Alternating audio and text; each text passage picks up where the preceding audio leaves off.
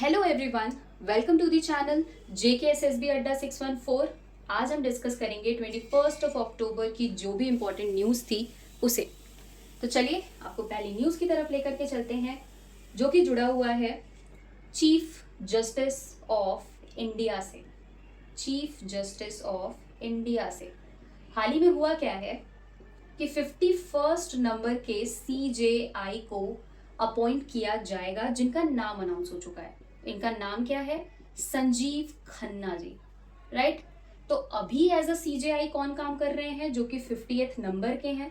ये CJI हैं DY Chandrachud जी, right. इनका कार्यकाल 14 नवंबर को खत्म होने वाला है, राइट। अब जब खत्म होने वाला है तो कोई ना कोई तो यहाँ पे अपॉइंट होना चाहिए। तो DY चंद्रचूड़ जी ने संजीव खन्ना जी के नाम का रिकमेंडेशन दिया है, जिसके बाद इन्हें एज अ CJI अपॉइंट किया जाएगा। ठीक है, तो CJI के क्राइटेरियाज को जान लेते हैं कि कौन आखिर चीफ जस्टिस ऑफ इंडिया बन सकता है। तो वो भारत का नागरिक होना चाहिए, सिटीजन ऑफ इंडिया होना चाहिए, साथ ही एज एन एडवोकेट वो काम किया होना चाहिए, as an advocate in high court for 10 years, right. तो उन्हें क्या बनाया जाता है? सुप्रीम कोर्ट का जज बनाया जाता है। सुप्रीम कोर्ट का जज बनाया जाता है। और इनमें भी जो सबसे सीनियर मोस्ट जज होते हैं, सीनियर मोस्ट जज, उन्हें बनाया जाता है chief justice of India, right. सबसे पहले CJI कौन थे? सबसे पहले CJI थे HJ कानिया जी। ठीक है, आपको ये भी याद रखना है। साथ ही और क्या क्राइटेरिया होता है CJI बनने के लिए? या तो इनका टेन्योर की मैं बात कर रही हूँ, या तो 65 years ऑफ द एज तक ये काम करते हैं, या 6 साल, राइट। तो ये इनका टेन्योर है CJI का। ठीक, चलते हैं अगली न्यूज के साथ, जो कि जुड़ी हुई है एक फेस्टिवल से।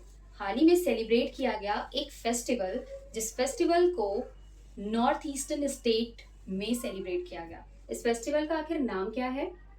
इस फेस्टिवल का नाम है लाम लाई फेस्टिवल। नॉर्थ ईस्टर्न में कौन से स्टेट में इसे सेलिब्रेट किया गया? तो इसे सेलिब्रेट किया गया मणिपुर में। ठीक है, ये जो फेस्टिवल है ये प्री हार्वेस्टिंग फेस्टिवल होता है। कौन सा फेस्टिवल होता है? प्री हार्वेस्टिंग फेस्टिवल होता है, राइट। इसमें लोग क्या करते हैं? प्रे करते हैं भगवान से, प्रे करते हैं भगवान से फॉर गुड प्रोड्यूस, कि इनके जो भी हार्वेस्टिंग की चीजें हैं वो एक अच्छा और एक अबंडेंट अमाउंट में हार्वेस्ट इनको मिले। अच्छी फसल के लिए ये लोग प्रेयर करते हैं भगवान से। ये फेस्टिवल 3 दिनों के लिए सेलिब्रेट किया जाता है। 3 days का ये त्योहार होता है, राइट। इसी के साथ एक और फेस्टिवल सेलिब्रेट किया जा रहा है, उसके बारे में भी आप यहीं पर जान लीजिए। वो फेस्टिवल है काटी बिहू फेस्टिवल, राइट। ये फेस्टिवल कहाँ पर मनाया गया? ये मनाया गया आसाम में, राइट। इस फेस्टिवल में क्या होता है? ये भी एक हार्वेस्टिंग फेस्टिवल है। इसमें किस भगवान की पूजा की जाती है? तो इसमें पूजा की जाती है तुलसी के प्लांट की, राइट। तुलसी के प्लांट की वर्शिप की जाती है for again same reason, good harvest के लिए और वेल बीइंग के लिए of family member, well being of family members, ताकि फैमिली मेंबर्स की हेल्थ अच्छी रहे, साथ में इनको एक अच्छी फसल मिले। इस वजह से ये दोनों ही फेस्टिवल सेलिब्रेट किए जाते हैं, दोनों ही हार्वेस्टिंग फेस्टिवल है। तो आप ये याद रखना कि ये फेस्टिवल कहाँ पर मनाया जाता है और क्यों मनाया जाता है। ठीक है, चलिए अगली न्यूज के साथ बढ़ते हैं, जो कि एक ब्रिज से रिलेटेड है। हाल ही में एक ब्रिज का नाम एक्चुअली चेंज किया गया है। ठीक है, तो वो जानना है हमें। पहले उस ब्रिज का नाम हुआ करता था काकसार ब्रिज, राइट। ये ब्रिज का ओल्ड नाम था, ओल्ड नेम। अब इस ब्रिज के नाम को अब जो है वो बदल दिया गया है, चेंज करके क्या रख दिया गया है? कैप्टन अमित भारद्वाज, कैप्टन अमित भारद्वाज सेतु, राइट। तो आखिर ये थे कौन? इनके नाम पर अगर ये डेडिकेट करके इस ब्रिज को रखा गया है, तो ऑब्वियस सी बात है कि इनका कहीं ना कहीं तो कंट्रीब्यूशन होगा। इनका नाम जुड़ा हुआ है कारगिल वॉर से। इन्होंने कारगिल वॉर में सेक्रीफाइस अपना दे दिया था, काफी कंट्रीब्यूशन दिया था, तो इन्हें ऑनर करने के लिए, टू ऑनर हिम, इस ब्रिज को रीनेम करके अमित भारद्वाज जी के नाम पर रख दिया गया है।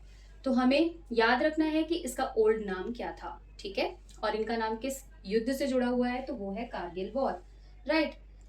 चलते हैं आपको अगली न्यूज के साथ लेकर के, which is related to a day. हाल ही में सेलिब्रेट किया गया इंटरनेशनल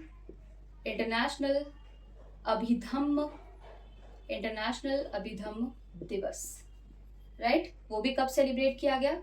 17th ऑफ अक्टूबर को। अब कहाँ पर सेलिब्रेट किया गया? तो ये सेलिब्रेट किया गया है दिल्ली में।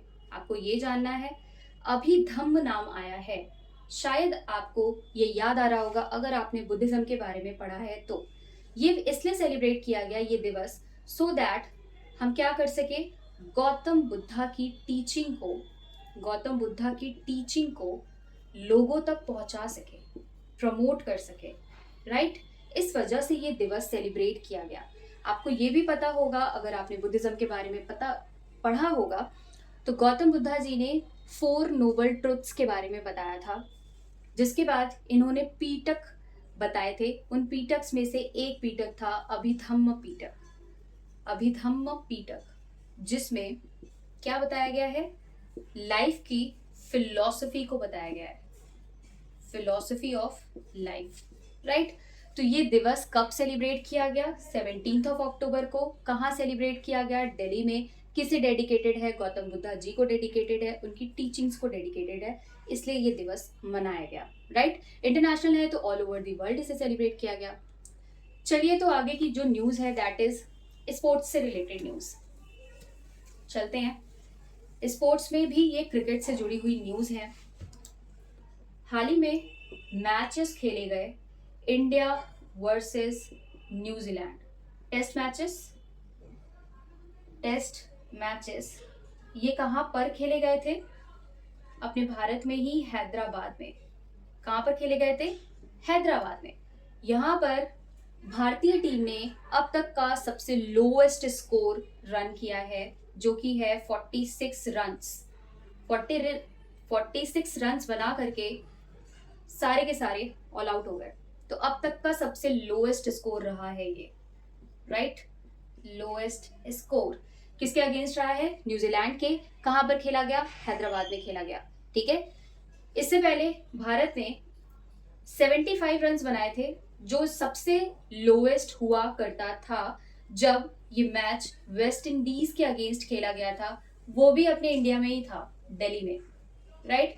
पर अब ये उससे भी ज्यादा लोएस्ट हो चुका है, इसलिए आपको ये याद रखना है किस टीम के अगेंस्ट इन्होंने स्कोर किया, ये याद रखना है, राइट। आई होप आप सभी को पसंद आया होगा। So thank you for watching.